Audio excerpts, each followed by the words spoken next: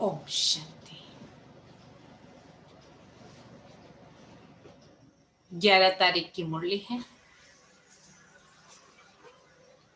मीठे बच्चे, Madhuban holiest of the Holi बाप का घर है। Madhuban holiest of the Holi बाप का घर है। यहां तुम किसी भी पतित को नहीं ला सकते।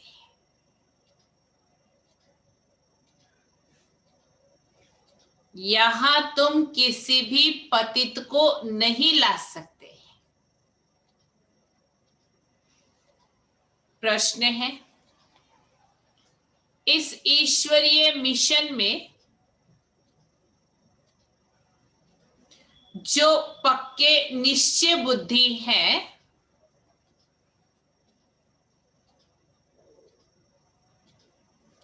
इस ईश्वरीय मिशन में जो पक्के निश्चय बुद्धि हैं,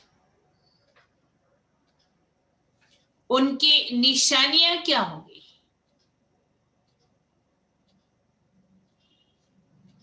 उनकी निशानियां क्या होंगी? बाबा ने कहा, पहली बात, वे स्तुति निंदा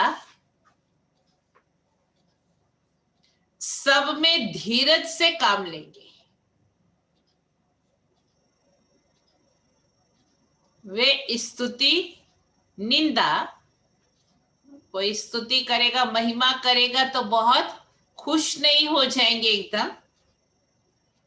कोई निंदा करेगा तो एक्साइट नहीं हो जाएंगे, गुस्से में नहीं आ जाएंगे।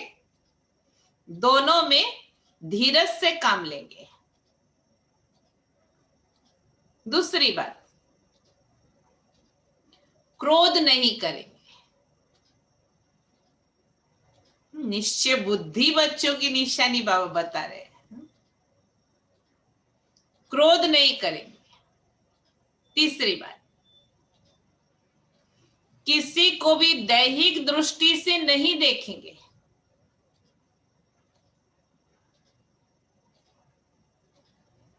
किसी को भी दैहिक दृष्टि से नहीं देखेंगे।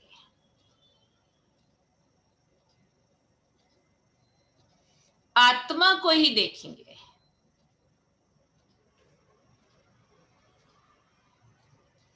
आत्मा को ही देखेंगे, आत्मा होकर बात करेंगे।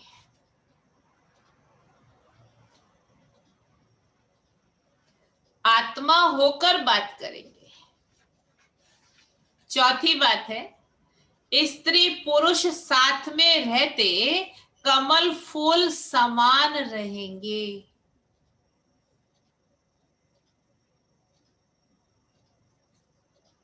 स्त्री पुरुष साथ में रहते, जो युगल ज्ञान में चलते, उनके लिए कहा कमल फूल समान रहेंगे। और लास्ट बात है, किसी भी प्रकार की तमन्ना नहीं रखेंगे। किसी भी प्रकार की तमन्ना नहीं रखेंगे। गीत है, जले न क्यों परवाना। ओम शांति। रूहानी बच्चों प्रति रूहानी बाप समझा रहे हैं, अर्थात भगवान पढ़ा रहे हैं रूहानी स्टूडेंट्स को। कौन किसको पढ़ा रहा है? भगवान पढ़ा रहे हैं रूहानी स्टूडेंट्स को। उन स्कूलों में जो बच्चे पढ़ते हैं उन्हें कोई रूहानी स्टूडेंट नहीं कहेंगे, वे तो हैं ही आसुरी विकारी संप्रदाय के। आगे तुम भी आसुरी अथवा रावण संप्रदाय के थे, अब राम राज्य में चलने के लिए 5 विकारों पर विजय प्राप्त करने का पुरुषार्थ कर रहे हो। ये जो नॉलेज प्राप्त नहीं करते उनको समझाना पड़ता है। तुम रावण राज्य में हो, खुद समझते नहीं है। तुम अपने मित्र संबंधियों आदि को कहते हो हम बेहद के बाप से पढ़ते हैं, तो ऐसे नहीं कि वो कोई निश्चय करते हैं। कितना भी बाप कहे या भगवान कहे तो भी निश्चय नहीं करते हैं। नए को तो यहां आने का हुक्म नहीं है। बिगर चिट्ठी व बिगर पूछे तो कोई आ नहीं सकते। अभी तो चिट्ठी की भी बात नहीं है, सब ऑनलाइन हो गया है। परंतु कहां कहां कोई आ जाते हैं, ये भी कायदे का उल्लंघन है। एक एक का पूरा समाचार, नाम आदि लिख पूछना होता है। फॉर्म भरते हैं ना, इनको भेज देवे। फिर बाबा कहते हैं भले भेज दो, अगर आसुरी पतित दुनिया के स्टूडेंट होंगे तो बाप समझाएंगे। वह पढ़ाई तो विकारी पतित बनाती है। ये ईश्वरीय पढ़ाई है जो ईश्वर पढ़ाते हैं। उस पढ़ाई से पाई पैसे का दर्जा मिलता है। भल कोई बहुत बड़ा इम्तिहान पास करते हैं, फिर कहां तक कमाते रहेंगे? विनाश तो सामने खड़ा है। नेचुरल कैलेमिटीज भी सब आने वाली है, ये भी तुम समझते हो। जो नहीं समझते हैं उन्हों को बाहर विजिटिंग रूम में बिठाए समझाना होता है। बाबा कहे कोर्स कराए बिना क्लास में ऐड नहीं कर सकते। पढ़ाई है ना, सत्संग नहीं है। यह है ईश्वरीय पढ़ाई। इसमें निश्चय बुद्धि ही विजयंती होंगे, अर्थात विश्व पर विजय प्राप्त करेंगे। रावण संप्रदाय वाले तो ये जानते नहीं है। इसमें बड़ी खबरदारी चाहिए। परमिशन बिगर कोई भी अंदर आ नहीं सकता। ये कोई घूमने फिरने की जगह नहीं है। थोड़े समय में कायदे कड़े हो जाएंगे, क्योंकि ये है हाईएस्ट ऑफ होली शिव बाबा इन्हों को इंद्र भी कहते हैं ना, तो ये इंद्र सभा है। नौ रत्न अंगूठी में भी पहनते हैं ना, उन रत्नों में नीलम भी होता है, पन्ना भी, माणिक भी होता है। ये सब नाम रखे जाते हैं। परियों के भी नाम है ना, तुम परियां उड़ने वाली आत्माएं हो, तुम्हारा ही वर्णन है, परंतु मनुष्य इन बातों को कुछ भी समझते नहीं है। अंगूठी में भी रतन जब डालते हैं तो उनमें कोई पुखराज, नीलम, पेरोज भी होते हैं। कोई का दाम 1000 रुपया तो कोई का दाम 10-20 हजार रुपया। बाबा के समय का दाम, अभी का नहीं। बच्चों में भी नंबरवार हैं, कोई तो पढ़कर मालिक बन जाते हैं, कोई फिर पढ़कर दास दासियां बन जाते हैं। राजधानी स्थापन होती है ना, तो बाप बेट पढ़ाते हैं, इंद्र भी उनको कहा जाता है। ये ज्ञान वर्षा है, ज्ञान तो सिवाय बाप के और कोई दे ना सके। तुम्हारी एम ऑब्जेक्ट ही यह है। अगर निश्चय हो जाए कि ईश्वर पढ़ाते हैं, फिर वो पढ़ाई को छोड़ेंगे थोड़ी। जो होंगे ही पत्थर बुद्धि, उनको कभी तीर नहीं लगेगा। आकर चलते चलते फिर गिर पड़ेंगे। 5 विकार आधा कल्प के शत्रु हैं। माया देह अभिमान में लाकर के थप्पड़ मार देती है। फिर आश्चर्यवत सुनंती, कथनती और भागंती हो जाते। ये माया बड़ी दुष्टर है, एक ही थप्पड़ से गिरा देती है। समझते हैं हम कभी नहीं गिरेंगे, फिर भी माया थप्पड़ लगा देती है। यहाँ स्त्री पुरुष दोनों को पवित्र बनाया जाता है, सो तो ईश्वर के सिवाय कोई बना ना सके। यह है ईश्वरीय मिशन। बाप को खिवैया भी कहा जाता है। तुम नैया, खिवैया आते हैं सभी की नैया को पार लगाने। कहते भी हैं सच की नैया हिलेगी डुलेगी परंतु डूबेगी नहीं, परंतु हिलेगी डुलेगी जरूर। कितने ढेर के ढेर मठ पंथ हैं। ज्ञान और भक्ति की जैसे लड़ाई होती है, कभी भक्ति की भी विजय होंगी, आखिर तो ज्ञान की ही विजय होंगी। भक्ति के तरफ देखो कितने बड़े बड़े योद्धे हैं, ज्ञान मार्ग की तरफ भी कितने बड़े बड़े योद्धे हैं। अर्जुन, भीम आदि नाम रखे हैं। ये तो सब कहानियां बैठ बनाई हैं। गायन तो तुम्हारा ही है, हीरो हीरोइन का पार्ट तुम्हारा अभी बज रहा है। इस समय की युद्ध चलती है, तुम्हारे में भी बहुत हैं जो इन बातों को बिल्कुल भी नहीं समझते हैं। जो अच्छे अच्छे होंगे उनको ही तीर लगेगा, थर्ड क्लास तो बैठ ना सके। दिन प्रतिदिन बहुत कड़े कायदे होते जाएंगे। पत्थर बुद्धि जो कुछ नहीं समझते हैं, उनको यहाँ बैठना बेकायदे है। ये हॉल होलीएस्ट ऑफ होली है। पोप को होली कहते हैं, ये तो बाप है होलीएस्ट ऑफ होली। बाप कहते हैं इन सभी का मुझे कल्याण करना है, ये सब विनाश हो जाने हैं। ये भी कोई सब समझते थोड़े हैं, बस सुनते हैं, परंतु एक कान से सुन दूसरे से निकाल देते हैं। न कुछ धारण करते हैं न कराते हैं। ऐसे गूंगे बहरे भी बहुत हैं। क्या कह दिया बाबा ने। बाप कहते हैं हियर नो इविल। ये तो बंदर का चित्र दिखाते हैं, परंतु ये तो मनुष्य के लिए कहा जाता है। मनुष्य इस समय बंदर से भी बदतर है। नारद की भी कहानी बैठ बनाई है। उनको बोला तुम अपनी शक्ल तो देखो, 5 विकार तो अंदर में नहीं है। जैसे साक्षात्कार होता है, हनुमान का भी साक्षात्कार होता है ना, तो बाप कहते हैं कल्प कल्प ये होता है। सत्युग में ये कुछ भी बातें होती नहीं, ये पुरानी दुनिया ही खत्म हो जाएगी। जो पक्के निश्चय बुद्धि है वो समझते हैं कल्प पहले भी हमने ये राज्य किया था।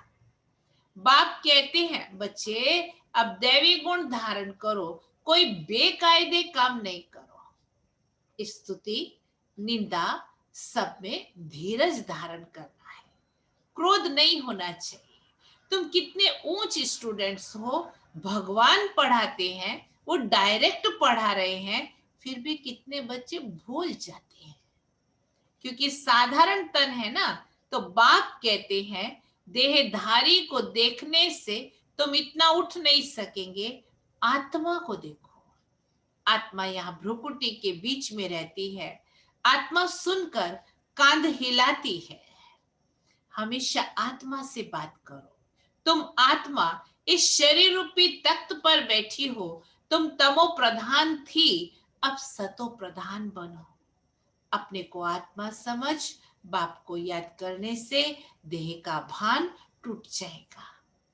आधा कल्प का देह अभिमान रहा हुआ है, इस समय सब देही अभिमानी है। अब बाप कहते हैं देही अभिमानी बनो। आत्मा ही सब कुछ धारण करती है, खाती पीती सब कुछ आत्मा है शरीर द्वारा। बाप को तो अभोक्ता कहा जाता है, वो है निराकार। ये शरीरधारी सब कुछ करते हैं, वो खाता पीता नहीं है, अभोक्ता है। तो इसकी फिर वो लोग कॉपी बैठ करते हैं, कितना मनुष्यों को ठगते हैं। तुम्हारी बुद्धि में अभी सारा ज्ञान है, कल्प पहले जिन्होंने समझा था वही समझेंगे। बाप कहते हैं मैं ही कल्प कल्प आकर तुमको पढ़ाता हूं और साक्षी हो देखता हूं। नंबरवार पुरुषार्थ अनुसार जो पढ़ा था वही पढ़ेंगे। टाइम लगता है। कहते हैं कलयुग अभी 40,000 वर्ष शेष है, तो घोर अंधियारे में है ना। इसको अज्ञान अंधियारा कहा जाता है। भक्ति मार्ग और ज्ञान मार्ग में रात दिन का फर्क है, ये भी समझने की बातें हैं। बच्चे बड़ी खुशी में डूबे हुए रहने चाहिए। सब कुछ है, कोई तमन्ना नहीं। जानते हैं कल्प पहले मिसल हमारी सब कामनाएं पूरी होती हैं, इसीलिए पेट भरा रहता है। जिनको ज्ञान नहीं उनका थोड़ी पेट भरा रहेगा। कहा जाता है खुशी जैसी खुराक नहीं। जन्म जन्मांतर की राजाई मिलती है, दास दासी बनने वालों को इतनी खुशी नहीं रहेगी। पूरा महावीर बनना है, माया हिला ना सके। बाप कहते हैं आंखों की बड़ी संभाल रखनी है, क्रिमिनल दृष्टि ना जाए। स्त्री को देखने से चलायमान हो जाते हैं। अरे तुम तो भाई बहन ब्रह्मा कुमार ब्रह्मा कुमारी हो, फिर कर्मेंद्रिय चंचलता क्यों करती है? बड़े बड़े लखपति करोड़पति को भी माया खत्म कर देती है, गरीबों को भी माया एकदम मार डालती है। फिर कहते बाबा हमने धक्का खाया। अरे 10 वर्ष के बाद भी हार खा ली, अब तो पाताल में गिर पड़े। अंदर में समझते हैं इनकी अवस्था कैसी है। कोई कोई तो बड़ी अच्छी सर्विस करते हैं। कन्याओं ने भी भीष्म पितामह आदि को बाण मारे ना। गीता में थोड़ा बहुत है, ये तो है ही भगवानवाच। अगर कृष्ण भगवान ने गीता सुनाई तो फिर ऐसा क्यों कहते मैं जो हूं जैसा हूं कोई विरला ही जानते हैं। कृष्ण यहाँ होता तो पता नहीं क्या कर देते हैं। कृष्ण का शरीर तो होता ही है सतयुग में, ये नहीं जानते कि कृष्ण के बहुत जन्मों के अंत के शरीर में मैं प्रवेश करता हूं। कृष्ण के आगे तो झट सब भागेंगे। पोप आदि आते हैं तो कितना झुंड इकट्ठा हो जाता है। मनुष्य थोड़े ही समझते हैं कि इस समय सब पति तमो प्रधान है। कहते भी हैं हे पतित पावन आओ, परंतु समझते नहीं कि हम पतित हैं। बच्चों को बाप कितना अच्छी रीति समझाते हैं। बाबा की बुद्धि तो सब सेंटर्स के अनन्य बच्चों की तरफ चली जाती है। जब जास्ती अनन्य बच्चे यहाँ आते हैं तो फिर यहाँ देखता हूँ, नहीं तो बाहर में बच्चों को याद करना पड़ता है, उनके आगे ज्ञान डांस करता हूँ। मेजोरिटी ज्ञानी तो आत्मा होते हैं तो मजा भी आता है, नहीं तो बच्चियों पर कितना सितम पड़ता है, अत्याचार होते हैं, कल्प कल्प सहन करना पड़ता है। ज्ञान में आने से फिर भक्ति भी छूट जाती है। घर में समझो मंदिर है, स्त्री पुरुष दोनों भक्ति करते हैं, स्त्री को ज्ञान की चटक लग जाती है और भक्ति छोड़ देती है, तो कितना हंगामा हो जाएगा। विकार में भी ना जाए, शास्त्र आदि भी ना पढ़े तो झगड़ा होगा ना। इसमें विघ्न बहुत पड़ते हैं और सत्संग में जाने से कोई रोकते नहीं है। यहाँ है पवित्रता की बात।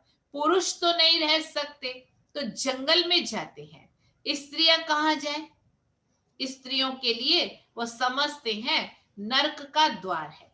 बाप कहते हैं ये तो स्वर्ग का द्वार है। तुम बच्चियां अभी स्वर्ग स्थापन करती हो, इनके पहले नरक का द्वार थी। तुम बच्चे भी नंबरवार पुरुषार्थ अनुसार समझते हो। बल पवित्र तो रहते हैं, बाकी ज्ञान की धारणा नंबरवार होती है। तुम तो यहाँ से निकल कर आकर के